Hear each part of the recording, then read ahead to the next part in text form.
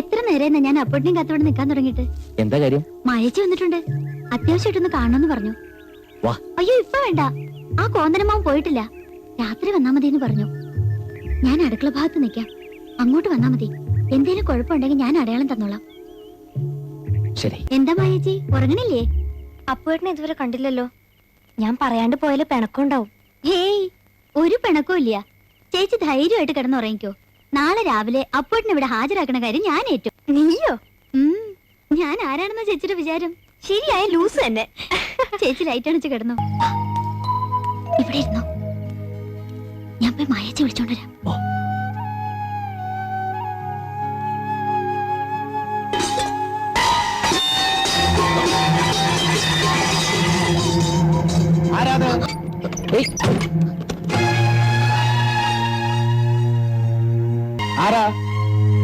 ആരാന്നാ ചോദിച്ചേ? അമ്മോ, വാതിലോർക്ക്.